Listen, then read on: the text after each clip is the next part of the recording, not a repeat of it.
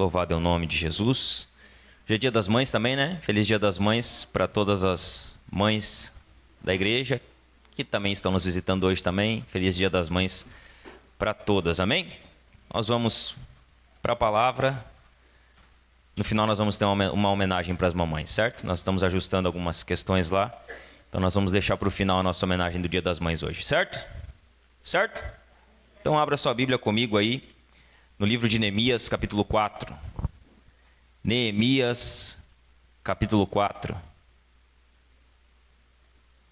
Nossa igreja aí virou um depósito por uns dias, né? Então, a gente está um pouquinho apertado aqui para frente, mas tudo certo. Neemias, capítulo 4, e hoje você vai ter que ficar com a sua Bíblia aberta, porque não está funcionando o projetor hoje, certo? Então você vai ter que acompanhar aí e achar Neemias. Neemias é depois de Esdras, se facilita para você, acha Esdras, depois você vai e acha Neemias. Se isso facilita, né? Neemias, no capítulo 4. E essa chuva aí, temos que orar mais, gente, para que essa chuva aí cesse por uns dias, para que pare isso por um tempo, porque está chovendo demais de novo e a tendência é que isso dê problema aí entre hoje e amanhã de novo. Então que a gente possa estar orando muito sobre isso, para que Deus ele feche os céus por um tempo, para que seque essa terra, né? Porque está tudo muito encharcado, rio muito cheio, e isso vai acabar dando problema novamente. Vamos orar para que Deus tenha misericórdia do nosso povo e do nosso estado. Neemias capítulo 4, amém? Amém? Nós vamos ler todo o capítulo 4, são 23 versículos, certo? Diz assim: quando Sambalate ouviu que nós estávamos reconstruindo a muralha, ficou irado e indignado, e começou a zombar dos judeus. Na presença de seus irmãos e do exército de Samaria, ele disse: o que é que esses judeus fracos estão fazendo? Vocês vão permitir que eles continuem? Será que vão oferecer sacrifícios? Pensam que podem acabar a obra num só dia? Será que as pedras que foram queimadas poderão renascer daqueles montões de pó? Tobias, o amonita, estava com Sambalate e disse: mesmo que reconstruam, se vier uma raposa, derrubará aquela muralha de pedras. Ouve, ó nosso Deus, pois estamos sendo desprezados. Faze com que o seu desprezo recaia sobre a cabeça deles, e faze com que sejam despojo numa terra de cativeiro. Não encubras a sua iniquidade, e que o pecado deles não seja apagado diante de ti, pois te provocaram a ira na presença dos construtores.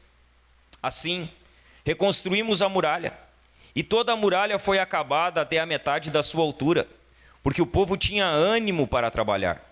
Mas quando Sambalate, Tobias, os árabes, os amonitas e os asdoditas ouviram que a reparação das muralhas de Jerusalém iam adiante e que já se começavam a fechar-lhe as brechas, ficaram muito irados. Todos se ajuntaram de comum acordo para virem atacar Jerusalém e criar confusão ali. Porém, nós oramos ao nosso Deus e, como proteção, pusemos guarda contra eles de dia e de noite. Então os que estavam em Judá disseram: os carregadores já não têm mais forças e os escombros são muitos. Nós mesmos não seremos capazes de reconstruir a muralha. Os nossos inimigos diziam entre si: eles não ficarão sabendo nem verão nada, até que entremos no meio deles e os matemos. E assim vamos fazer com que a obra pare.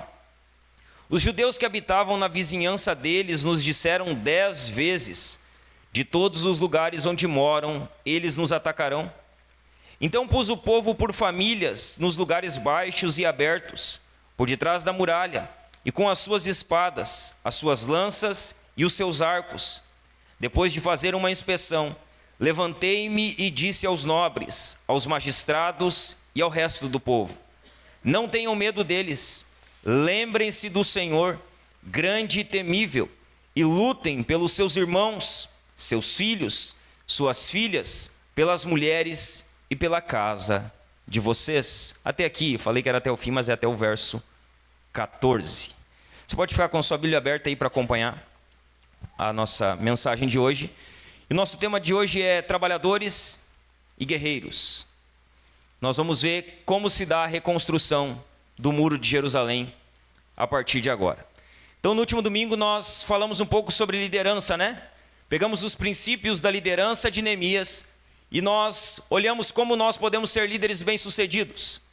E aí nós falamos de 3 coisas que líderes bem-sucedidos eles têm na sua vida. Líderes bem-sucedidos, eles sabem coordenar, eles contam com a cooperação de outras pessoas. E líderes bem-sucedidos, eles se comunicam bem. Eles deixam claro aquilo que eles desejam, deixam claros os seus objetivos. Agora no capítulo 4 nós vamos entrar em uma outra fase. O que nós vamos ver? Nós vamos ver que Sambalate, Tobias, os amonitas,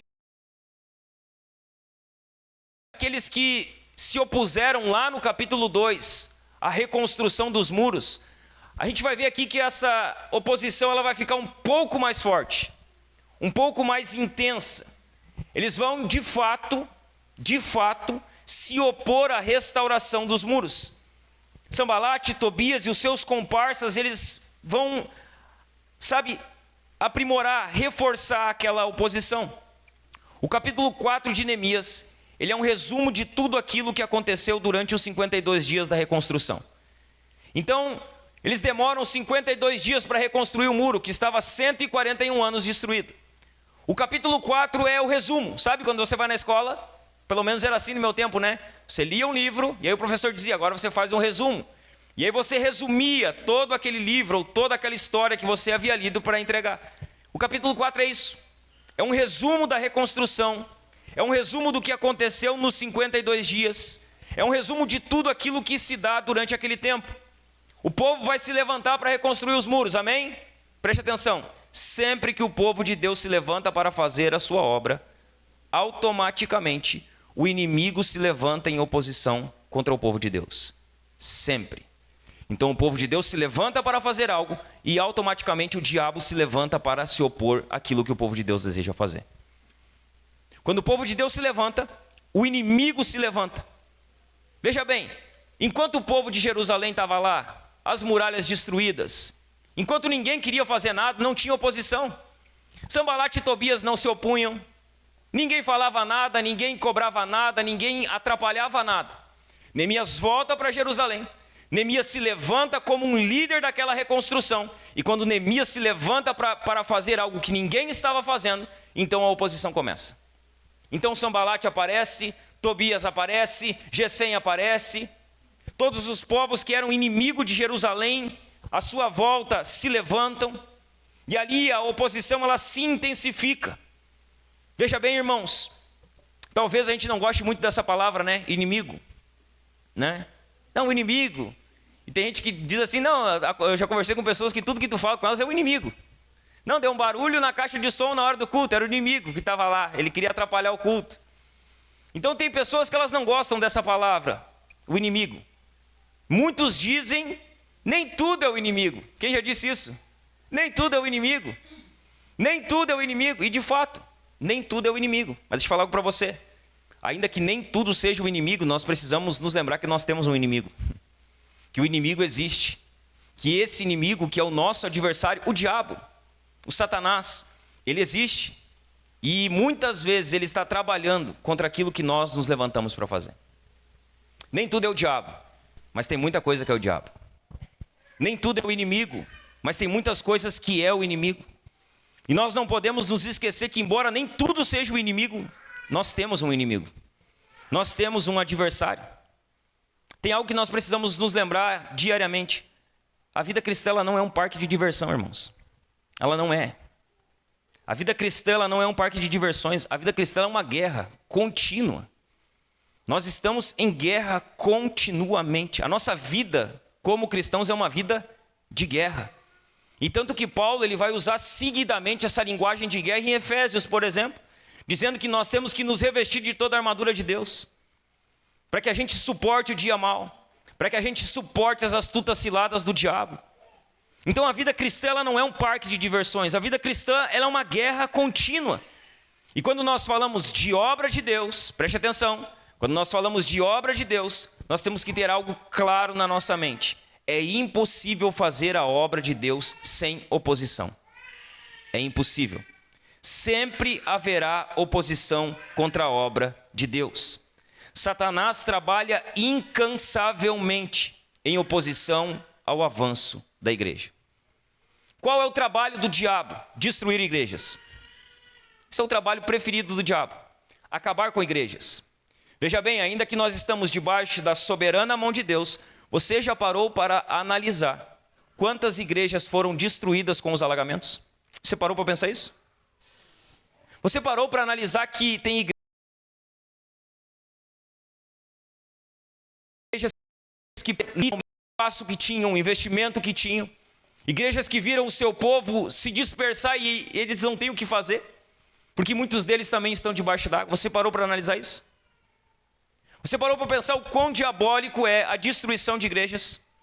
E o quanto Satanás trabalha para que igrejas venham a ser destruídas? Hoje de manhã nós estávamos atendendo um pessoal aqui que veio retirar doações de São Leopoldo, de uma igreja. Sabe o que aconteceu? A igreja foi tapada de água. A casa dos pastores também foi tapada de água. Ou seja, o bairro está tapado de água, as igrejas daquele bairro estão destruídas, a vida dos pastores, a maioria, também vai ter que recomeçar. Então eles têm um trabalho, os pastores precisam recomeçar a vida, e eles também precisam pensar em como recomeçar a igreja. Quantas pessoas estão sofrendo? Você parou para analisar que você tem o privilégio de hoje estar no culto? E que tem pessoas que gostariam de estar na sua igreja congregando hoje, e elas não podem estar porque a sua igreja já não existe mais. O diabo trabalha incansavelmente para parar o avanço da igreja. O diabo ele trabalha para destruir a obra de Deus, para paralisar a obra de Deus. E o que nós vamos ver através de Neemias? Nós vamos ver 4 armas que Satanás usa em oposição ao avanço da obra. 4 armas que Satanás ele usa repetidamente para paralisar a obra de Deus. 4 armas que Sanbalat e Tobias, que embora não sejam Satanás, são filhos do diabo, porque trabalham para paralisar a obra de Deus, porque esse é o nome que se dá a todo aquele que não quer o avanço da igreja, filho de Satanás. Satanás e os seus filhos, eles não querem ver a obra avançar. E é isso que Sanbalat e Tobias são. São filhos do diabo, filhos da perdição. Satanás ele usa 4 armas para tentar paralisar a obra de Deus, e nós vamos ver isso claramente aqui. A primeira arma que Satanás usa para paralisar a obra de Deus, a zombaria. Sabe o que nós vamos ver? Nós vamos ver que Sanbalat e Tobias, eles começam a ver a obra de Deus avançando. Os muros começam a ser reconstruídos. Sabe o que Sanbalat vai fazer? Ele vai começar a zombar do povo. Ele vai começar a usar de zombaria. Algumas pessoas, elas conseguem se manter firmes quando elas recebem ataques diretos, mas elas sucumbem literalmente quando elas são zombadas. Veja bem, Sanbalat e Tobias, eles vão zombar. E sabe o que é a zombaria? A zombaria é a linguagem do diabo. A linguagem de Satanás é a zombaria. Os zombadores, eles falam a língua do diabo. O diabo ele tem um idioma, e o idioma do diabo é a zombaria. A linguagem de Satanás é a zombaria. E sabe o que nós vemos? Que não é incomum nas escrituras, não é incomum os filhos da perdição insultarem o povo de Deus. Você lembra o que acontece com Davi e Golias? Davi se levanta para ir contra Golias, e Golias, os dois estão frente a frente para irem para a guerra, para a batalha um contra o outro. Golias se levanta e a primeira coisa que Golias faz ao ver Davi diante dele é insultar Davi no nome dos seus deuses. Ele diz: você acha que eu sou cachorro para que você venha comigo com paus, com pedras? Ele insulta Davi. Ele insulta aquele que havia sido levantado por Deus para derrubar ele. A zombaria é algo comum. Veja bem, Jesus foi zombado. Quando Jesus está sendo julgado, os soldados zombam de Jesus. Eles botam uma capa em Jesus, eles botam uma cruz de espinho em Jesus, eles zombam de Jesus. Na cruz, Jesus, ele sofre zombaria. Quando você lê os heróis da fé em Hebreus 11, sabe o que acontece lá? Diz que muitos deles foram zombados. A zombaria é a linguagem do diabo, irmãos. Sabe o que Sanbalat faz? Sanbalat usa a arma da zombaria contra Neemias. Ele começa a zombar do povo de Deus. Olha o que ele vai dizer no verso 1. Quando Sanbalat ouviu que nós estávamos reconstruindo a muralha, ele ficou irado e indignado e começou a zombar dos judeus. Sanbalat ele começa a zombar. Ele começa a usar a arma da zombaria contra Neemias e contra o povo que estava trabalhando na reconstrução dos muros. Qual a intenção de Sanbalate ao zombar? Ele queria diminuir a autoestima do povo. Ele queria fazer com que o povo parasse aquilo que estava fazendo. Então ele zomba de Neemias, ele zomba do povo. Ele zomba tentando diminuir. No verso 2 diz assim: na presença de seus irmãos e do exército de Samaria, ele disse: o que esses judeus fracos estão fazendo? O que eles pensam que estão fazendo aqui? Ele zomba e diz: são fracos. Eles acham que podem fazer alguma coisa. Eles acham que vão conseguir fazer alguma coisa. Sanbalate zomba tentando diminuir a autoestima do povo. Só que ele vai mais além. Ele zomba do que o povo está fazendo. O texto vai dizer: vocês vão permitir que eles continuem? Será que vão oferecer sacrifícios? Pensam que podem acabar a obra num dia só? Sanbalate zomba do povo, da autoestima do povo, zomba do que o povo está fazendo, ele zomba do material que estava sendo usado. Ele vai dizer ainda no verso 2: será que as pedras que foram queimadas, elas podem renascer daqueles montões de pó? Sanbalate, ele era um zombador, e ele usa da arma da zombaria contra Neemias e o povo. Só que veja bem, não somente Sanbalate. No verso 3 aparece Tobias. Sabe o que Tobias vai fazer? Tobias vai zombar também. No verso 3, Tobias vai dizer assim: Tobias, o amonita, que estava com Sanbalate, disse: mesmo que reconstruam, se vier uma raposa, derrubará aquela muralha de pedras. Aí não basta Sanbalate estar zombando, se junta a ele Tobias. Tobias, ele se junta a Sanbalate para zombar. Sabe por quê? Porque zombadores se juntam com zombadores. Veja bem, zombadores, eles se juntam com zombadores. Os zombadores, eles têm um dom, e o dom deles é atrair para perto deles zombadores para zombar do povo de Deus e da obra de Deus. Você quer ver um exemplo claro disso? Veja na internet quando há alguém zombando do povo de Deus, da igreja e da obra de Deus. Vá nos comentários e leia os comentários. Vai estar cheio de zombadores lá cooperando com aquela zombaria. Os zombadores, eles atraem zombadores. Sanbalate e Tobias se unem para zombar do povo de Deus. O que eles esquecem? O que Sanbalate e Tobias esquecem, e o que todos aqueles que zombam do povo de Deus e da obra de Deus esquecem, que quando eles estão zombando do povo de Deus, da obra de Deus e da igreja de Jesus, eles não estão zombando primeiramente ao povo, à igreja e à obra.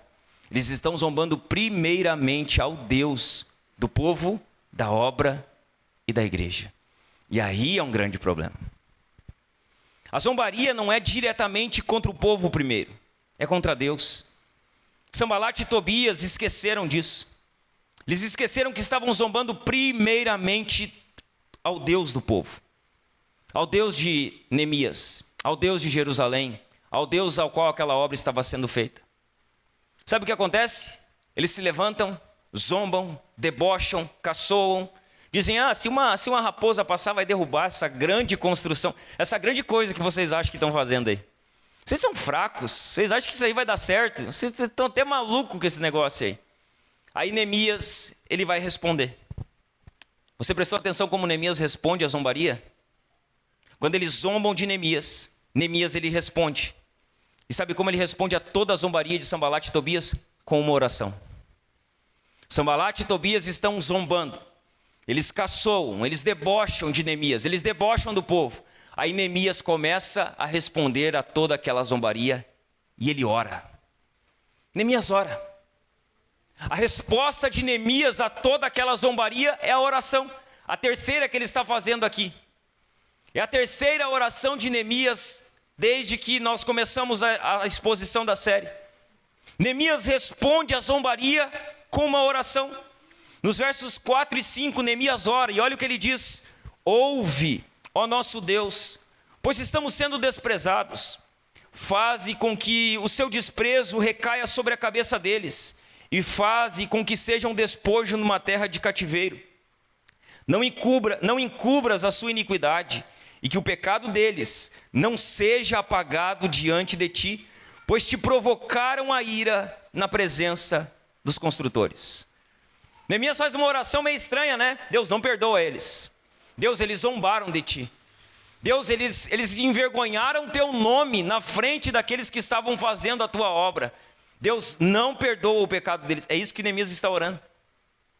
Neemias está fazendo aqui aquilo que nós chamamos de oração imprecatória, pedindo a justiça de Deus, pedindo que o Deus que faz justiça corretamente julgasse Sambalate, Tobias, os amonitas, Gesem, todos aqueles que estavam tramando a destruição de Jerusalém. Neemias não estava preocupado com a sua glória, estava preocupado com a glória de Deus. Tanto que ele diz lá: não encubras a sua iniquidade, e que o pecado deles não seja apagado diante de ti, pois te provocaram a ira. É contigo, Deus. Não é sobre mim, Deus. Eles não estão provocando a minha ira, eles estão falando mal de ti. Eles estão falando mal da tua obra. Deus havia sido blasfemado por Sambalate e Tobias. Quando eles falam de sacrifícios aqui, lá no verso 2, que dizem: pensam, vocês vão permitir que eles continuem? Será que vão oferecer sacrifícios? Eles estavam dizendo assim: vocês acham que Deus vai responder a oração de vocês? Vocês acham que Deus vai cooperar, que Deus vai abençoar isso que vocês estão fazendo? Neemias ora e diz: olha Deus, eles estão falando de ti, não é de mim. Neemias não estava preocupado com a sua reputação, mas com a glória de Deus. Sambalate e Tobias zombam a Deus, eles se opõem ao avanço da obra de Deus. Neemias ora de forma imprecatória, invocando a justiça de Deus sobre os seus inimigos. Neemias, irmãos, ele não dá ouvidos às palavras de Sambalate e Tobias. Neemias, ele não fica ouvindo o inimigo, ele não abre os seus ouvidos para o inimigo. Sabe o que ele faz? Quando ele é zombado, quando o povo é zombado, Neemias, ele ora. É isso que ele faz. Ele se coloca diante de Deus e ora. Preste atenção aqui em mim. O que você faz quando você é atacado pelo diabo nos seus pensamentos? Qual a sua atitude? O diabo trabalha de uma maneira muito sábia na nossa vida, que é atacando a nossa mente, que é atacando os nossos pensamentos com dados inflamados. Quando esses ataques vêm sobre a sua mente, quando o diabo diz: você é um fraco, você não consegue fazer isso, Deus não chamou você para isso, você não terá capacidade para isso, como você responde? Você acredita nisso? Os ataques do diabo, qual a sua postura diante deles? Quando os seus pensamentos são atacados, você dá ouvidos ao inimigo? Você dá ouvidos aos dardos inflamados do maligno? Ou você ora? Ou você se coloca diante de Deus? Ou você dobra os seus joelhos e clama pela misericórdia de Deus? Preste atenção, o barulho vai dificultar, mas preste atenção. Ao ser zombado, seja por Satanás na sua mente, ou seja pelos Sambalates e Tobias que vão aparecer na sua vida aos montões, não tente fazer justiça com as suas mãos, não tente responder com a força do seu braço. Ore, se coloque diante de Deus e apenas ore. Entregue a Deus. Diz: Deus, eu te entrego isso. Eu te entrego a vida desse fulano aqui que está se levantando. Eu te entrego, Senhor. Senhor, eu preciso que o Senhor guarde a minha mente, porque Satanás tem atacado a minha mente. Ore, entregue tudo para o Senhor. E sabe o que você faz? Siga em frente. Ora, entrega e caminha. Não fica paralisado. Ora ao Senhor, entrega ao Senhor e siga em frente, porque é exatamente isso que Neemias vai fazer. Neemias, nos versos 4 e 5 ora. No verso 6, olha o que ele diz: assim reconstruímos a muralha, e toda a muralha foi acabada até a metade da sua altura, porque o povo tinha ânimo para trabalhar. Sambalate e Tobias zombam. Neemias não para ouvir a zombaria. Neemias ora.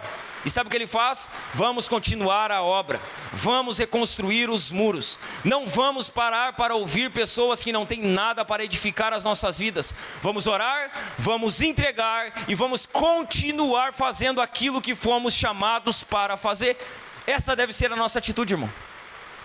Veja bem, ore, entrega e segue o rumo. Segue fazendo o que Deus te chamou para fazer. Segue fazendo a obra que Deus entregou nas suas mãos. Nós fomos chamados para fazer a obra de Deus, apesar da oposição. Vai ter oposição? Vai ter, sempre. Qual que é o nosso chamado? Fazer a obra de Deus, apesar da oposição. Redobre a sua atenção aqui. Qualquer coisa que nos impeça de fazer aquilo para o qual Deus nos chamou, só serve para ajudar o inimigo. Qualquer coisa. Deus nos chamou para uma obra. Nós temos um chamado específico para fazer algo para Deus. Aquilo que nos rouba de cumprir o chamado de Deus está servindo como combustível para o inimigo. Está sendo usado pelo Satanás para cumprir os seus propósitos. Deus nos chamou para uma obra. Nós não podemos parar de fazer a obra que Deus nos chamou. E aí eu pergunto para você: o que tem te impedido de cumprir o chamado de Deus para a sua vida? O que tem te impedido? Deus tem um chamado? Tem. O que tem te impedido de cumprir esse chamado? O que tem te impedido de cumprir o chamado de Deus para a sua vida? Quais as distrações que tem feito você não ter tempo? Quais as distrações que tem roubado a sua dedicação ao seu chamado? O que tem te distraído? O que tem te roubado do chamado? Quais as distrações, sabe? Porque está cheio de distrações. A nossa vida está rodeada de distrações, irmãos. E essas distrações muitas vezes estão nos roubando do chamado. Estão nos roubando de fazer o que Deus nos chamou para fazer.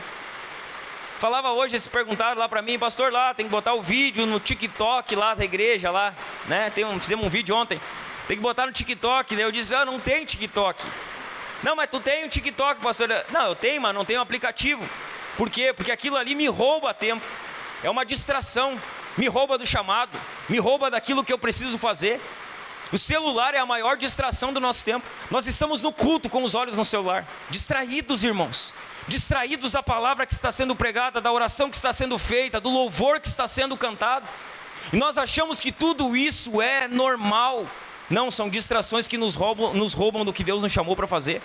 São distrações que nos roubam daquilo que Deus tem para as nossas vidas.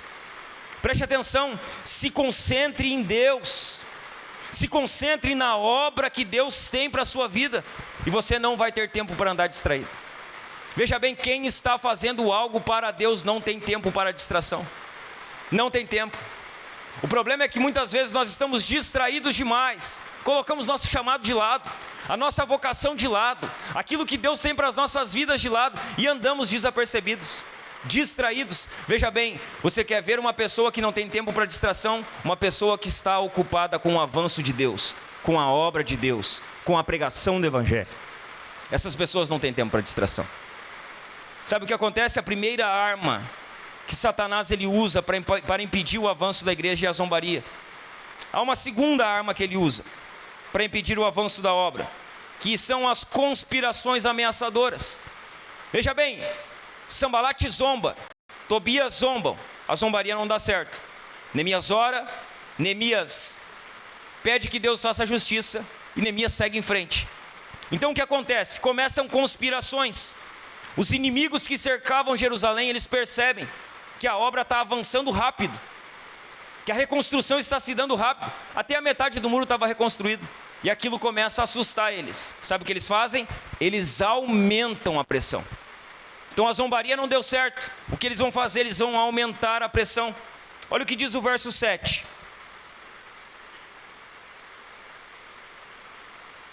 O verso 7 diz assim: mas quando Sambalate, Tobias, os árabes, os amonitas e os asdoditas ouviram que a reparação das muralhas de Jerusalém ia adiante, e que já se começavam a fechar-lhe as brechas, ficaram muito irados. Então avança a reconstrução. O que acontece? Eles se iram com aquilo. Eles se levantam contra aquilo. E aí eles vão adotar duas estratégias para tentar paralisar o povo. A primeira, eles vão tentar trazer confusão no meio do povo. Olha o que vai dizer no verso 8. Todos se juntaram de comum acordo para virem atacar Jerusalém e criar confusão ali. A primeira arma que eles vão usar para tentar parar a reconstrução é a confusão. Então qual que é a estratégia? Nos infiltramos no meio deles, trazemos confusão no meio deles e paramos o avanço da restauração. A primeira arma que eles usam, a primeira estratégia que eles usam aqui é a confusão. Eles tentam se infiltrar para desestabilizar e intimidar o povo. Eles tinham um único objetivo: que a obra parasse, que a reconstrução fosse paralisada. Aquela confusão, ela tinha como propósito distrair o povo e fazer com que eles perdessem o foco. Então o que eles queriam? Confusão. E veja bem, o nosso Deus é um Deus de ordem, não de bagunça. Nosso Deus é um Deus de ordem, não de confusão. Sabe o que o Satanás quer? Ele quer confusão.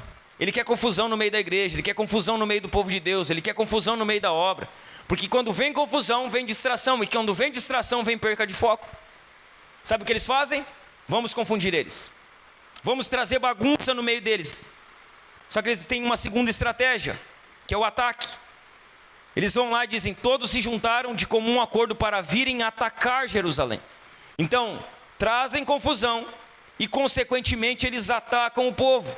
Os adversários do povo de Deus, eles se unem para atacar Jerusalém. O que eles querem? Eles querem pegar a cidade de surpresa. Eles querem fazer um ataque relâmpago, sabe? Entrar, fazer um ataque, matar o povo e paralisar a obra. Era isso que eles queriam. Não era apenas entrar lá, trazer uma confusão, fazer com que a obra parasse. Não, eles queriam matar os judeus. Eles queriam com que os judeus fossem mortos. É o que vai dizer no verso 11. O verso 11 diz assim: os nossos inimigos diziam entre si, eles não ficarão sabendo, nem verão nada, até que entremos no meio deles e os matemos. E assim vamos fazer com que a obra pare. Eles queriam se infiltrar, matar o povo e fazer com que a obra fique parada, com que a obra não avance. Você prestou atenção aqui? Há 4 povos unidos aqui. A Sambalate, a Tobias, aos árabes, aos asdoditas. Eles se unem para paralisar o avanço da obra de Deus. Você já percebeu, irmão, que muitas vezes, em muitas situações, o povo de Deus tem dificuldade de trabalhar unido? E os que não são povo de Deus, eles não têm dificuldade de se unir contra a obra de Deus? Você já parou para analisar isso? Que muitas vezes nós temos uma dificuldade em trabalhar em unidade. Uma dificuldade em trabalhar junto. Só que aí nós olhamos para as pessoas aí do mundo, aqueles que não conhecem ao Senhor, que não servem ao Senhor, e eles se unem para se opor à obra de Deus com muita facilidade. Foi isso que Sambalate fez com todo aquele grupo. Eles se uniram para impedir o avanço da obra de Deus. E aí Neemias ele vai mostrar como ele resiste àquela pressão. Eles se unem, eles tentam trazer confusão, eles planejam um ataque, e aí Neemias vai responder. Sabe como Neemias responde à pressão que aumenta diante da reconstrução dos muros? De 2 maneiras. E olha as maneiras que Neemias responde. A pressão aumenta, eles se opõem, eles querem confusão, eles querem matar os judeus. Neemias vai responder de 2 maneiras. A primeira, ele ora. Como Neemias ora, né? A primeira maneira de Neemias responder ao aumento da pressão, ele ora. Ele vai orar ao Senhor. Olha o que vai dizer o verso 9. Porém, nós oramos ao nosso Deus. Ele orou. A primeira resposta dele é oração. E aqui nós podemos aprender 2 lições básicas. Pastor, a minha vida, eu estou debaixo de pressão. Pastor, eu estou debaixo de dificuldade. Eu estou sofrendo muita pressão, seja no meu trabalho, na minha fé, na minha família. Como eu respondo à pressão sobre a minha vida? Primeira coisa que você deve fazer, ore. Ore. Debaixo de pressão, Neemias orou. Eles estavam lá oprimindo o povo, planejando o mal contra o povo. Neemias ora. Ele enfrenta a pressão orando. Embora ele fosse um líder por excelência, que foi o que nós vimos semana passada, Neemias era um líder extraordinário, irmãos. Ele era um líder excelente.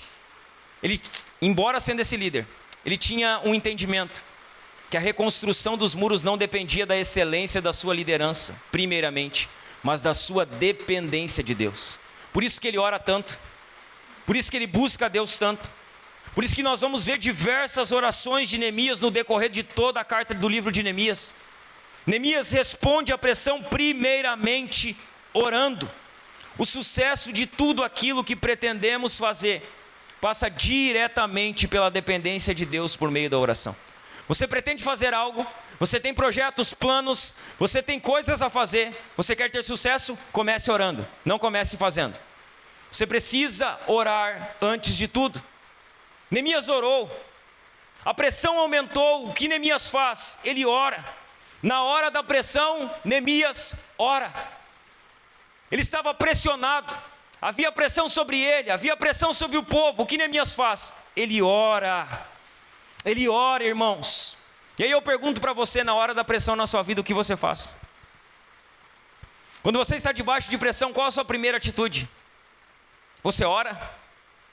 Você dobra os seus joelhos e clama a Deus como Neemias fez no verso 9, porém nós oramos ao nosso Deus. Quando você está debaixo de pressão, nos momentos de pressão da sua vida, o que você faz? Em quem ou em que você tem colocado a sua dependência? Em quem? Em que? Deixa eu falar algo para você. Em todo o tempo, em tudo que nós pretendemos fazer, nós precisamos, irmãos, pedir o socorro de Deus. Nós precisamos pedir da ajuda do céu. Dizer, Deus, nós precisamos do Senhor. Nós precisamos da tua ajuda. Senhor, estou debaixo de pressão. Estou pressionado sobre isso. Eu preciso que o Senhor aqui me ajude. Envia socorro, Senhor. Me auxilia nessa situação que eu estou. A gente precisa depender mais de Deus, irmãos. A gente precisa. Muitas vezes a gente depende de nós. Depende da força do nosso braço. Depende da nossa sabedoria. Depende pouco de Deus. Nós precisamos depender mais de Deus. A gente precisa buscar, sabe, ajuda do céu, primeiramente. Não depois que fez tudo, mas em primeiro lugar. Neemias está debaixo de pressão, ele ora. Só que ele faz uma segunda coisa. Ele vigia. Ele ora e vigia. Porque oração sem vigilância não vai surtir efeitos. Então ele ora, no verso 9. Porém nós oramos ao nosso Deus e como proteção pusemos guarda contra eles dia e noite. Sabe o que ele faz? Ele vai e ora a Deus, diz, Deus, olha, estamos sob pressão, eles querem se infiltrar. Ele vai além, ele coloca pessoas para vigiarem os muros. Ele ora e vigia. Ele vigia e ora. E essas duas coisas, elas andam lado a lado. Nós precisamos orar e vigiar, vigiar e orar constantemente. Neemias, ele ora, e o que ele faz após a oração? Ele vigia. Não basta, irmãos, orar apenas. Você precisa vigiar. Vigiar os seus pensamentos, vigiar os lugares que você frequenta, vigiar as suas companhias. Nós precisamos também vigiar. Sabe, precisamos estar com os olhos abertos, atentos a tudo que está acontecendo à nossa volta, atentos aos ataques do maligno. O diabo está ali com os seus dardos, nos atacando diariamente. E os ataques do diabo são sutis, irmãos. Sabe, o diabo ele não vai aparecer, você já deve ter ouvido isso aqui umas 1000 vezes, mas eu preciso repetir para você. O diabo não vai aparecer na sua frente com uma capa preta, sabe, com um tridente, com um chifre na cabeça. Ele não vai aparecer assim para você. Esqueça. Veja bem, o diabo ele aparece como Batseba apareceu para Davi. Como uma mulher, à disposição de Davi. O diabo ele não vai aparecer vestido de diabo para nós. Ele não vai se apresentar de Satanás para nós. Ele vai vir de forma sutil, de forma leve, de forma que nós vamos orar e dizer, não, mas isso aqui não pode ser do diabo. Isso aqui é de Deus. A gente até diz, é de Deus. Isso aqui é de Deus para a minha vida. Não é. Sabe, o diabo é sutil para trabalhar. Os ataques dele são sutis. Ele sabe. O diabo sabe como atacar a nossa mente. E ele faz isso desde o momento em que nós nos colocamos de pé quando acordamos, até a hora que nós nos deitamos para dormir. Ele fica ali diariamente, constantemente bombardeando os nossos pensamentos, atacando a nossa mente. Sabe por quê? Porque ele sabe, se ele ganhar a sua mente, ele ganha o seu corpo. O diabo, ele quer a sua cabeça, irmão. Ele quer o que você pensa. Ele quer os seus pensamentos. Por isso que o nosso entendimento tem que ser renovado. Por isso que nós temos que diariamente pensar nas coisas do alto, como Paulo diz. Buscar as coisas do alto, pensar nas coisas do alto. Porque é ali na mente que está o nosso campo de batalha. É ali que Satanás está trabalhando constantemente. De forma sutil, com ataques ardis, com ciladas. Nós precisamos vigiar sempre. Como que vigiavam os guardas de Neemias? De dia e de noite.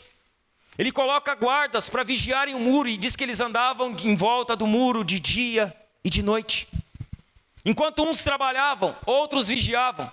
E os turnos iam trocando, nós vamos ver para frente. Sabe o que nós vamos ver semana que vem? Eles não tiravam a roupa para dormir. Eles dormiam com a espada do lado direito, para que se o inimigo aparecesse, eles estivessem prontos para a batalha. Eles vigiavam dia e noite. Nós precisamos vigiar sempre. Sabe por que muitos caem? Muitos caem porque não vigiam. Sabe por que muitos caem? Porque não vigiam. Você para analisar comigo. Sansão era um homem extremamente forte. Nenhum exército derrubou Sansão. Sansão caiu no colo de Dalila. Aonde dá a queda de Sansão? No colo de uma mulher.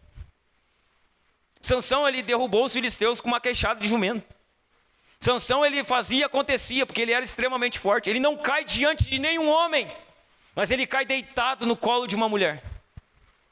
Aí você olha para Davi, o grande rei Davi. Davi não perdeu uma batalha no campo, mas ele perdeu a batalha na cama do adultério com Batseba. Nenhum inimigo derrubou Davi, Batseba derrubou ele. O adultério derrubou Davi. E sabe por que Sansão cai? Porque não vigia. Sabe por que Davi cai? Porque não vigia. Ele não saiu para a batalha quando deveria ter saído. O texto vai dizer que no tempo em que os reis saíam para a batalha, Davi ficou no palácio. E quando ele fica no palácio, ele não vigia. E quando ele não vigia, ele se deita com Batseba. E ele não cai diante de nenhum rei inimigo. Cai na cama do adultério com Batseba.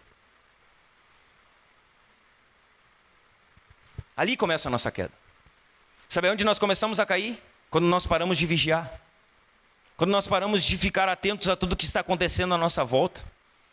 Pedro não vigiou, porque dormiu. E porque dormiu, não orou. E porque não orou, negou o seu Senhor 3 vezes. A nossa queda começa quando nós não vigiamos. Você tem vigiado, meu irmão? Meu irmão homem que está aqui, você tem vigiado? Você tem vigiado os seus olhos? Você tem vigiado o seu coração? Você tem vigiado os seus ouvidos? Você tem estado em vigilância contra os ataques sutis do diabo? Você tem vigiado no seu trabalho? Você tem vigiado? Você, mulher que está aqui, você tem vigiado seus pensamentos, seus olhos, as companhias que você anda? Você tem estado vigilante, homem? Você tem estado vigilante, mulher? Você tem estado atento a tudo que está acontecendo à sua volta? Você tem andado em estado de vigilância? Você consegue compreender quando o diabo está atacando você, na sua mente? Você tem esse discernimento ainda? Quando o diabo está atacando a sua mente, quando o diabo está colocando uma situação para você, você consegue discernir quando é um trabalhar de Satanás à sua volta? Porque ele está trabalhando. Ele está como um leão ao nosso derredor rugindo, procurando alguém que possa tragar. Você tem vigiado? Você tem estado atento aos ataques do inimigo? Há uma terceira arma que Satanás ele usa para impedir o avanço da obra de Deus, que é o desânimo. Satanás é especialista em colocar desânimo no coração das pessoas. Especialista. Ele usa o desânimo para parar a obra. Ele usa o desânimo para que a obra de Deus não avance. Olha o que vai dizer o verso 10. Então, os que estavam em Judá disseram: os carregadores já não têm mais forças, e os escombros são muitos. Nós mesmos não seremos capazes de reconstruir a muralha. Olha o que acontece. Os de Judá começam a dizer: estão tudo cansados. Tem muito entulho para carregar ainda aqui. A gente não vai conseguir acabar essa obra. A gente não vai conseguir. Eu não consigo. Você já disse isso? Eu não consigo mais. Não aguento mais. Eu não suporto mais. É isso que aqueles homens estavam falando. Aqueles homens são tomados de desânimo. Deixa eu falar para você, Satanás ele tem armas. E nós estamos falando de 4 armas dele para impedir o avanço da obra de Deus. O desânimo é uma das principais armas do arsenal de Satanás. Veja bem, ele tem um arsenal de guerra variado. Mas o desânimo é como se fosse aquele míssil especial, sabe? Aquele teleguiado, aquele que traz um estrago maior. O desânimo é uma das principais armas do diabo. Satanás trabalha para desanimar o povo de Deus. A palavra de ordem usada por aqueles que deixam de olhar para o Senhor e começam a olhar para si mesmo e para os seus problemas é: eu não consigo. Quando você começa a dizer eu não consigo, sabe o que significa? Você parou de olhar para Deus, você começou a olhar para você e para os seus problemas. E aí a palavra que vai estar nos seus lábios: eu não consigo, eu não aguento mais, eu não posso mais com isso. Significa que os seus olhos não estão mais em Jesus. Os seus olhos estão em você. Os seus olhos estão nos problemas que você está enfrentando. A sua dependência não é mais do Senhor, a sua dependência é em você tentar resolver o seu problema. Sabe o que vai acontecer se você tentar resolver o seu problema? Me desculpe, você vai acabar se dando mal. Vai dar errado. Você não vai conseguir resolver os seus problemas sem depender de Deus. Os carregadores estavam sem forças. Havia muito entulho ainda. A conclusão era óbvia, né? A gente não vai conseguir terminar isso aqui. Isso aqui não vai dar certo. A gente não tem forças mais. Eu não tenho mais forças, pastor. Eu escuto muito isso. Eu não tenho mais força para fazer isso, pastor. Eu não tenho mais força para orar. Eu não tenho mais força para jejuar. Está desanimado. O desânimo tomou a sua vida. Se essas palavras estão no seu lábio, o desânimo tomou o seu coração, meu irmão. O desânimo tomou a sua vida. Deixa eu falar algo para você. Muitas vezes, o nosso maior problema é nós mesmos. Nosso maior problema muitas vezes somos nós mesmos. Aqueles homens lá estavam desanimados. Se desmotivaram, estavam cansados. E há duas coisas que pessoas desanimadas sempre vão fazer. Veja bem, pessoas desanimadas, elas fazem duas coisas sempre. São atitudes comuns de pessoas desanimadas. Em primeiro lugar, pessoas desanimadas, elas olham para as circunstâncias, ao invés de olharem para Deus. Sabe uma pessoa desanimada, o que ela está fazendo? Ela está olhando para o problema. Ela está vendo o problema, ela está vendo o que ela precisa fazer. Ela está olhando para a circunstância à sua volta, ela não está olhando para Deus. Então ela só vê o problema, ela só vê a circunstância, ela só vê a dificuldade. Ela não consegue enxergar Deus em lugar nenhum. Pessoas desanimadas olham apenas para os problemas. Há uma segunda coisa que pessoas desanimadas fazem. Uma segunda atitude comum a elas. Pessoas desanimadas, elas sempre escutam mais a voz do inimigo do que a voz de Deus. Pessoas desanimadas, elas estão aqui, o diabo está bombardeando a sua mente. Sabe o que acontece? Elas não conseguem mais ouvir Deus. E elas ouvem só o que o diabo está falando na sua cabeça. Você não vai conseguir. Larga de mão desse negócio de ser crente. Larga de mão desse negócio de igreja. Não vai dar certo. Você já quantas vezes você já fez tudo isso errado? Larga de mão isso aí. Desiste disso aí. E aí, não ouve mais a Deus. Ouve apenas o diabo. Ouve apenas a voz do inimigo na sua cabeça. Deixa eu falar para você. Se você entrou aqui desanimado hoje, feche seus olhos rapidinho aqui que eu quero fazer uma oração. Feche aí. Senhor, nós queremos orar aqui, Senhor, em nome de Jesus. E nós queremos te pedir, Senhor, se há pessoas que entraram aqui essa noite, Senhor, desanimadas, com seu coração tomado de desânimo, Senhor, nós queremos te pedir, Senhor, que em nome de Jesus, Senhor, todo esse desânimo, Senhor, que tem ocupado o coração dessa pessoa, Senhor, que isso seja removido pelo poder do teu Espírito, Senhor. Não é por força, não é por violência, mas é pelo poder do teu Santo Espírito, Senhor. Remova, Senhor, todo o desânimo do coração de pessoas que possam ter entrado desanimadas aqui essa noite, Senhor. No nome de Jesus nós te pedimos, Senhor, que aonde há desânimo, que venha, Senhor, coragem da tua parte, ânimo da tua parte, força da tua parte, Senhor. Que todo desânimo, Senhor, desapareça, Senhor, de dentro do coração dos teus filhos e do teu povo, Senhor. No nome de Jesus.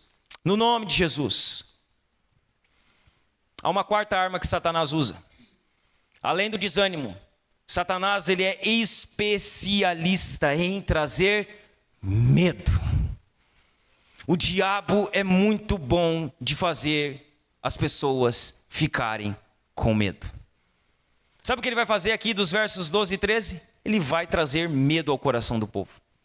Ele vai fazer com que o povo sinta medo. À medida que a oposição aumenta, o povo começa a ficar com medo. Então as coisas começam a ficar difíceis. Alguns começam a desanimar. E aí o que começa a acontecer? O medo começa a bater. O pavor começa a bater. Ai, meu Deus do céu, e agora? O que será de nós?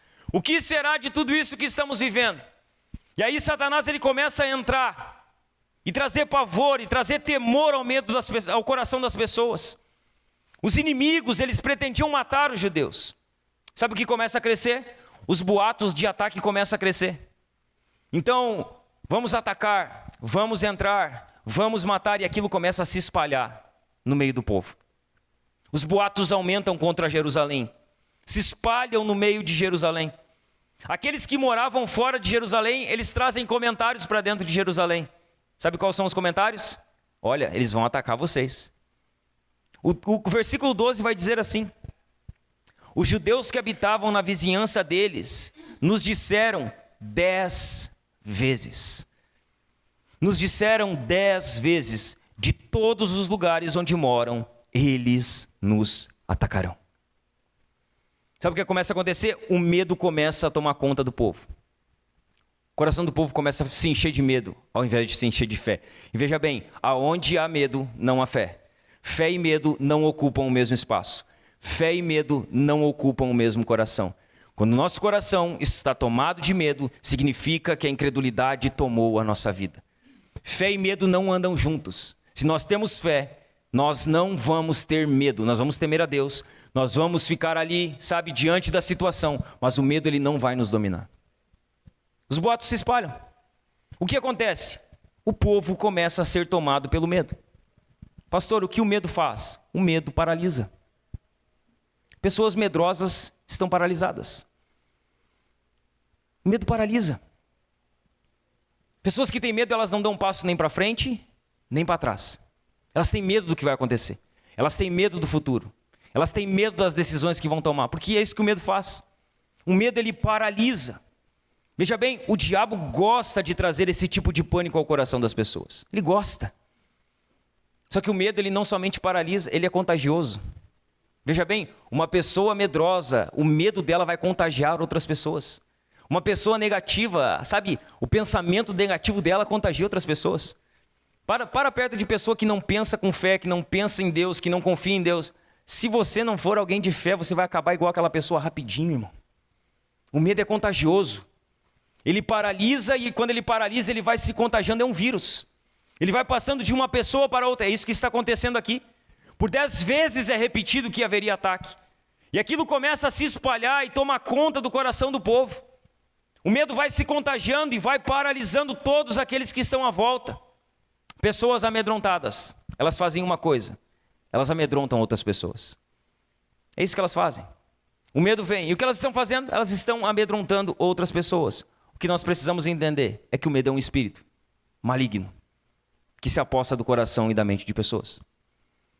O medo é um espírito, e o medo paralisa, e o medo ele se alastra, e ele toma o coração. Veja bem, esse espírito do medo, eu não quero aqui espiritualizar, mas que você entenda o que eu estou falando. Esse espírito de medo, esse medo que tem tomado o coração de muitas pessoas hoje, tem se espalhado de forma contagiante. Quantas pessoas que não estão aqui hoje que estão com medo do que vai acontecer amanhã? O que será amanhã? E agora? E essas enchentes? E essa água? O que será do Brasil? O que será do mundo? Medo. Isso vai se contagiando, né? E aí nós começamos a criar teorias. Nós começamos a olhar a internet está cheia das teorias. E aí nós vamos nos apavorando, vamos ficando com medo e isso vai se espalhando. É isso que o medo faz. O medo é um espírito que tem tomado o coração de muitas pessoas. Sabe o que nós precisamos fazer? Orar contra isso. E aí, se você está aqui, olhe para mim. Se você entrou aqui e se você está tomado pelo medo no seu coração, feche seus olhos que nós vamos orar agora. Feche aí seus olhos. Se você é alguém que tem sido tomado pelo medo, se o medo tem paralisado a sua vida, se o medo que está na sua vida tem contagiado a vida de outras pessoas, nós precisamos orar para que esse medo saia da sua vida. E para que no lugar do medo o seu coração venha a ser cheio de fé. Porque é isso que Deus espera de nós. É isso que agrada a Deus, é fé. Veja bem, o medo não agrada a Deus. O que agrada a Deus é a fé. A fé agrada a Deus. E o nosso coração não pode estar cheio de medo. Ele precisa estar cheio de fé, de confiança no nosso Deus. Senhor, nós queremos orar. Nós queremos te pedir, Senhor, que se há pessoas aqui essa noite, Senhor, que estão tomadas pelo medo, seu coração está com medo, eles estão com medo do que será amanhã, eles estão com medo do que acontecerá na sua empresa amanhã, na sua família amanhã, do que acontecerá na nossa cidade, no nosso estado amanhã. Senhor, nós queremos te pedir, que no nome de Jesus o Senhor remova, Senhor, todo o medo que há no coração do teu povo, Senhor, que toda essa incredulidade que fez com que eles tirassem os olhos de ti e colocassem os olhos nas circunstâncias, Senhor, que isso desapareça, Pai. E que no lugar de todo medo, o coração do teu povo venha a ser, Senhor, invadido por fé. Que o teu povo venha a ter o coração cheio de fé. Senhor, que uma fé sobrenatural, que somente o Senhor pode conceder ao seu povo, Senhor. Que ela venha a habitar no coração dos teus filhos que aqui estão, Senhor. Toma o coração do teu povo de fé, Senhor. Toma a vida do teu povo de fé. Que no lugar do medo haja confiança em quem tu és e no que tu podes fazer, Senhor. No nome de Jesus. No nome de Jesus. Satanás usa 4 armas. Essas 4 armas estão sequencialmente sendo usadas por ele. Sabe o que nós vamos ver? Nós vamos ver que Neemias tem 4 princípios aqui a nos ensinar. E aqui nós encerramos. Neemias ele vai nos ensinar 4 princípios para resistir e vencer as investidas do diabo. Então o diabo está trabalhando, ok. O diabo ataca constantemente, ok. Tá, pastor, o que eu preciso fazer? Você precisa fazer o que Neemias nos ensina. Como eu resisto? Como eu venço as investidas do diabo? Há 4 princípios que Neemias vai nos ensinar aqui. O primeiro deles: se você quiser resistir e vencer as investidas do diabo, defenda a sua família. Você quer vencer as investidas do diabo? Você quer resistir aos ataques de Satanás? A primeira coisa que você precisa se preocupar é com a sua família. Defenda a sua família. Defenda a sua casa. Defenda a sua esposa, homem. Defenda os seus filhos. A primeira coisa que precisamos fazer se quisermos resistir e vencer as investidas do diabo, precisamos defender as nossas famílias. Olha o que diz o verso 13. Então, pus o povo por famílias, nos lugares baixos e abertos, por detrás da muralha, com as suas espadas, as suas lanças e os seus arcos. Aí lá no verso 14, no final dele vai dizer assim: e lutem pelos seus irmãos, seus filhos, suas filhas, pelas mulheres e pela casa de vocês. Se nós quisermos resistir e vencer os ataques do diabo, a primeira coisa que nós precisamos fazer é defender a nossa casa, é defender a nossa família, é defender as nossas esposas, os nossos filhos.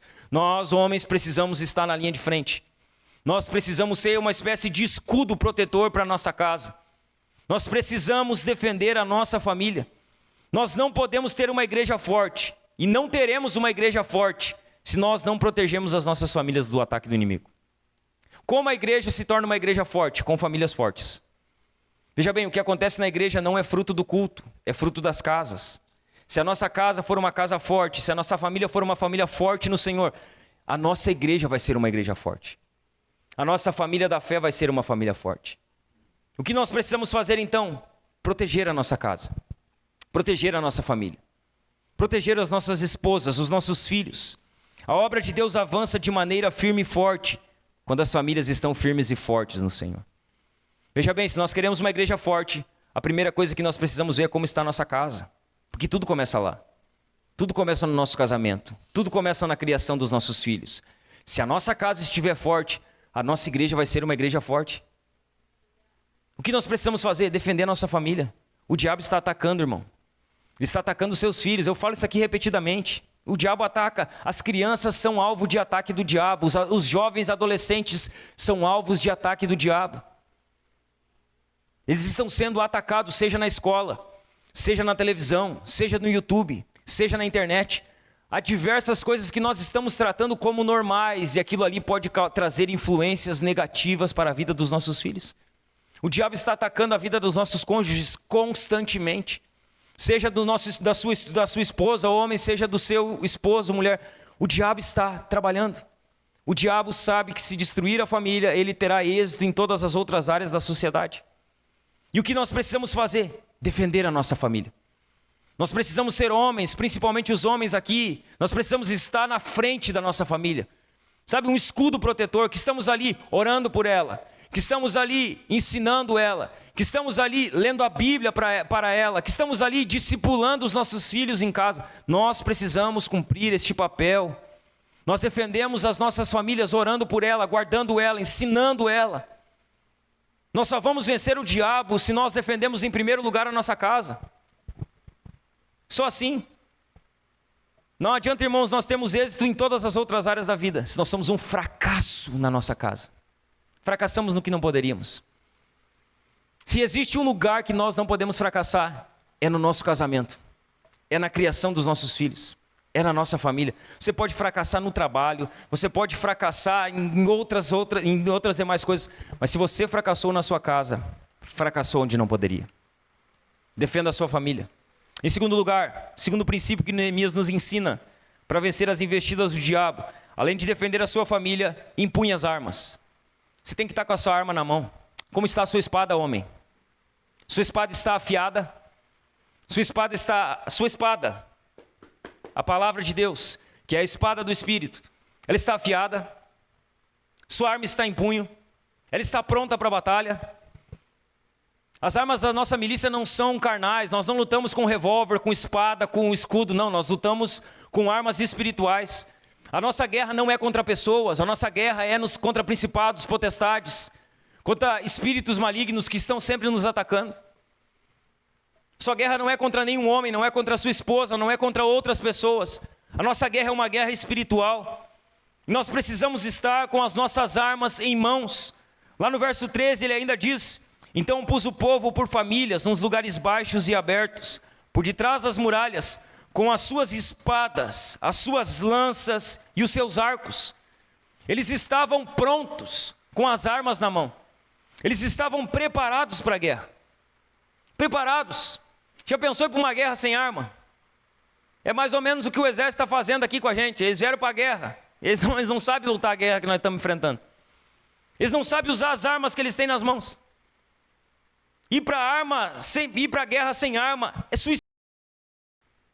Nós não podemos enfrentar o nosso inimigo se não tivermos armas. Deixa eu falar algo para você. Nós estamos em guerra. Nós estamos numa guerra. Nós estamos diariamente, constantemente, em uma guerra. Pastor, eu não estou em guerra, então você já foi vencido. Se você não está em uma guerra, você já foi vencido. Talvez Satanás já venceu você. Porque um cristão está em guerra. Nós estamos em guerra. E nessa guerra não lutamos contra inimigos visíveis, mas invisíveis. Não há trégua, irmãos. Essa guerra não para. Nessa guerra, nosso adversário ele não descansa. Veja bem, Satanás não tira um dia de folga. Ele está trabalhando de segunda a segunda. Ele faz hora extra. Ele trabalha quando você está acordado e trabalha quando você está dormindo. Ele não descansa. Satanás ele não dá um tempo, ele não descansa, ele não tira férias, ele não dorme. Ele vive nos cercando. Ele vive buscando uma oportunidade para nos atacar. Então vigie. Esteja com as suas armas prontas para a hora que você precisar usar. Terceiro princípio que Neemias nos ensina. Nós precisamos defender a nossa família, empunhar as nossas armas. Nós precisamos ser líderes, firmes e exemplares. O que Neemias é? Um líder firme e um líder exemplar. Olha o que ele faz no verso 14, na primeira parte. Depois de fazer a inspeção, levantei-me e disse aos nobres, aos magistrados e ao resto do povo. Sabe o que Neemias está fazendo? Neemias, ele, em meio a todo aquele caos, ele se levanta, ele vai inspecionar os muros, ele vai ver como os muros estão. Ele vai ver como está a situação. Então ele chama os nobres, ele chama as pessoas, os homens, os outros líderes que estão com ele, e ele começa a conversar com eles, a dar instruções a eles. Neemias, ele não abandonou o povo. Preste atenção, ele não abandona o povo na hora do caos. O caos veio. Sabe o que Neemias faz na hora da pressão? Ele não deixa o povo e se esconde. Ele vai para frente, ele vai para a linha de batalha, ele inspeciona a obra, ele toma frente, ele desafia os outros líderes, ele dá exemplo. Veja bem, na hora do caos, na hora da pressão, Neemias, ele não se esconde, ele está lá dizendo, vamos lá, sou o líder disso aqui, nós vamos fazer esse negócio acontecer. Vou olhar os muros, vou ver a situação, você faz isso, você faz aquilo outro. Ele dá exemplo. Neemias, ele vai para a linha de batalha. Na hora do combate, a liderança, ela ocupa uma extrema importância. Veja bem, nós estamos em guerra, amém? Amém? O que é importante numa guerra? Quem está comandando o batalhão. Sem um capitão do batalhão, o batalhão fica perdido. Veja bem, se você, homem, não liderar a sua casa se perderá. Veja bem, é um barco e Deus Ele não deu a direção do barco para sua esposa. Ele deu para você. Ele deu para você, varão. É para você, homem. Se você não lidera, vai dar problema. Se você não lidera, vai dar grandes problemas. O mais importante numa batalha é se há liderança, se há alguém liderando o batalhão. Sem liderança, tudo fracassa, como eu falei no último domingo. Então lidere. Lidere, homem. Lidere a sua casa. Lidere a sua família. Lidere a sua esposa. Lidere os seus filhos. Lidere nos ambientes onde você está. Lidere. Lidere a sua esposa de forma física, seja o provedor do lar, mas vai além. Lidere ela de forma espiritual. Lidere seus filhos de forma espiritual. Discipule eles, bote eles sentados, leia a Bíblia para eles. Ore por eles, ore com eles. Lidere a sua casa, lidere os seus filhos, lidere a sua família. Nós precisamos liderar. Deus nos chamou, homens, para liderar. Veja bem, Deus chamou os homens, Ele deu uma vocação aos homens, a liderança. Então os homens precisam se levantar e liderar. Por que que o nosso estado está afundando debaixo da água? Pessoas estão morrendo afogadas e ninguém consegue fazer nada. Porque na hora da pressão os líderes se esconderam. Na hora da pressão os governantes todos desapareceram. E o que aconteceu? Pessoas morreram, pessoas estão tentando salvar outras pessoas porque falta liderança. E onde não há liderança, há confusão. Lidere. Você precisa se levantar, homem, e liderar. Uma liderança fraca, medrosa e vacilante, ela não transmite segurança para ninguém. Por que que o povo não confia mais nos seus líderes? Porque são líderes fracos, são líderes medrosos, são líderes que se escondem na hora da pressão. Por isso que o povo não confia mais neles. Porque eles não são líderes exemplares, líderes firmes. Nós precisamos ser essas pessoas. Você, homem que está aqui, precisa se levantar para liderar. Liderar a sua casa, liderar numa empresa, liderar aqui na igreja. Você precisa liderar. A partir daí as coisas vão acontecer. Esse mundo, irmãos, ele está precisando de líderes. Líderes firmes. Líderes que dão exemplo. Líderes que vão para a linha de batalha. Portanto, lidera. Seja um líder firme, seja um líder exemplar. Quarto princípio que Neemias nos ensina para vencer as investidas do inimigo: coloque a sua confiança em Deus. Você quer vencer as investidas do diabo? Confie em Deus. Coloque a sua confiança no Senhor, somente nele. Volte os seus olhos para ele. Olha o que diz o verso 14, e aqui nós encerramos. Depois de fazer uma inspeção, levantei-me e disse aos nobres, aos magistrados e ao resto do povo. Olha o que Neemias vai dizer para eles: não tenham medo deles. Eles vieram trazer pavor, eles vieram trazer medo. Neemias vai e inspeciona o muro. Então ele chama os nobres, os magistrados, e ele diz: olha, não tenham medo deles. Eles estão querendo trazer pavor, mas deixa eu falar algo para vocês: não tenham medo deles. Eles não podem fazer nada. Eles não têm poder para fazer nada. E Neemias continua: lembrem-se do Senhor grande. Lembrem-se do Senhor grande e temível, e lutem pelos seus irmãos, seus filhos, suas filhas, pelas mulheres e pela casa de vocês.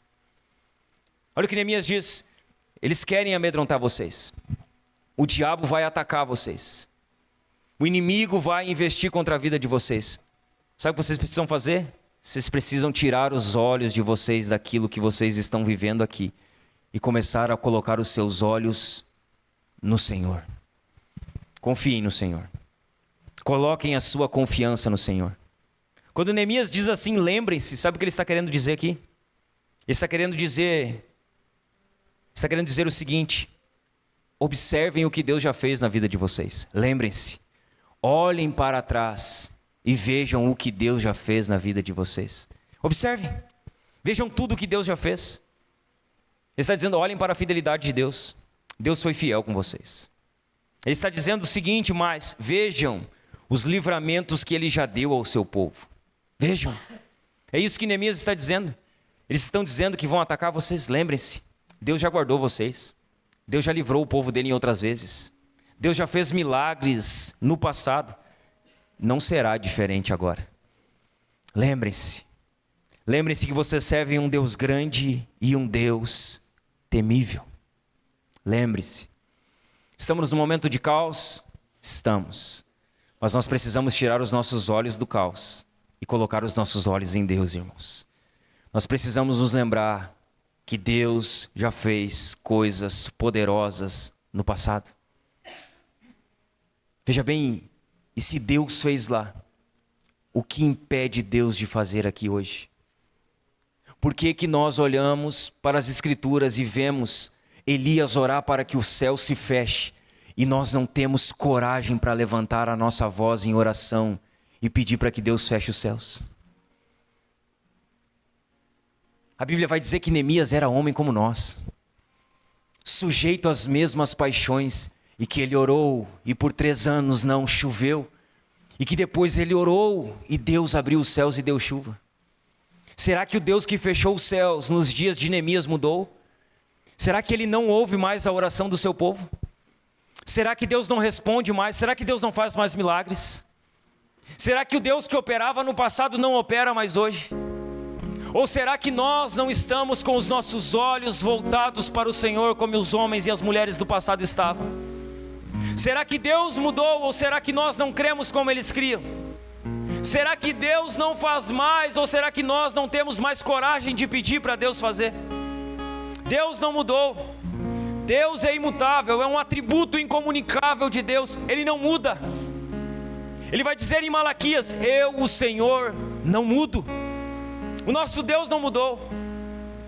As Escrituras vão dizer que Ele é o mesmo ontem, Ele é o mesmo hoje e Ele será o mesmo eternamente. A questão é que talvez nós não estamos com os nossos olhos fitos no Senhor. Talvez nós não olhamos mais para o Senhor, estamos olhando para a chuva, estamos olhando para o caos, estamos olhando para o problema. E talvez o que Deus está permitindo acontecer é para nos fazer tirar os olhos dos problemas e nos voltarmos para Ele, e colocarmos a nossa fé somente nele, e colocarmos a nossa confiança somente em Deus. Se Deus fez no passado, Ele pode fazer agora. Ele pode. Se Deus mudou coisas no passado, Ele pode mudar as coisas agora. Se Deus fez milagres no passado, Ele pode fazer milagres agora.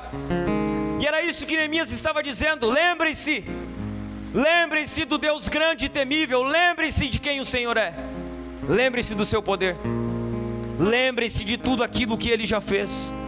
O segredo de andarmos em vitória, irmãos, é mantermos continuamente os nossos olhos em Deus. Sabe, é olharmos firmemente para Jesus, o autor e consumador da nossa fé.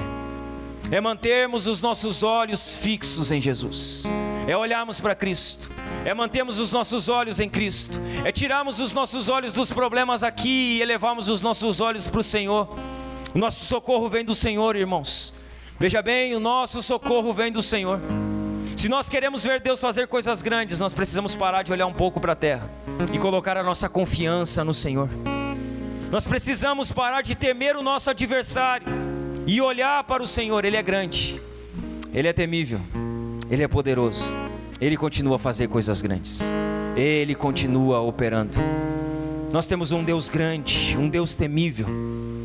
E deixa eu falar algo para você: quando você começa ou passa a temer a Deus, você não precisa temer a mais nada e a mais ninguém. Se você teme a Deus, você não precisa temer os homens, você não precisa temer a opinião das pessoas, você não precisa temer o que pode acontecer. Se você teme a Deus, você não precisa temer mais nada. Coloque, irmão, coloque hoje aqui os seus olhos em Deus. Coloque hoje aqui a sua confiança em Deus. Coloque hoje aqui a sua dependência no Senhor. Coloque nele. Pressão haverá, oposição haverá, ataques do inimigo haverão constantemente, diariamente, mas nossos olhos precisam estar fixos no Senhor. Nós precisamos olhar para Jesus, olhar para o que Cristo fez, olhar para aquilo que Ele faz e olhar para tudo aquilo que Ele pode fazer. Olhe para o Senhor, irmão. Coloque a sua dependência em Deus, coloque a sua confiança nele. Olhe para Ele. Nós estamos dando muita moral para o caos e estamos usando pouco a nossa fé. Nós estamos dando muita ênfase para os problemas e usando muito pouco a nossa fé. Nós precisamos voltar a olhar para Cristo, voltar a confiar nele, voltar a temer ao Senhor. Que você possa hoje aqui, irmão, olhar para Jesus, olhar para Ele e somente para Ele, confiar nele, somente nele, temer a Ele e somente a Ele. Ele é grande, Ele é temível, Ele é poderoso, e não há nada que possa nos abalar se nós tememos ao Senhor, irmãos. Então que venhamos a nos levantar, a botar os nossos olhos em Cristo, a confiar nele, a depositar toda a nossa esperança somente nele. Amém, meus irmãos? Amém? Vamos nos colocar de pé?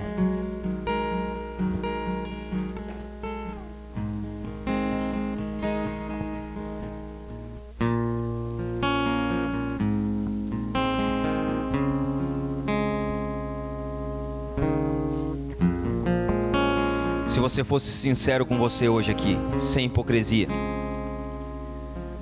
Aonde está a sua confiança hoje? Olhando para dentro do seu coração, você tem confiado plenamente no Senhor?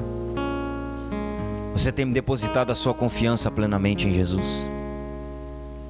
Sendo sincero com você, irmão, seus olhos hoje estão em Cristo? Estão em Deus?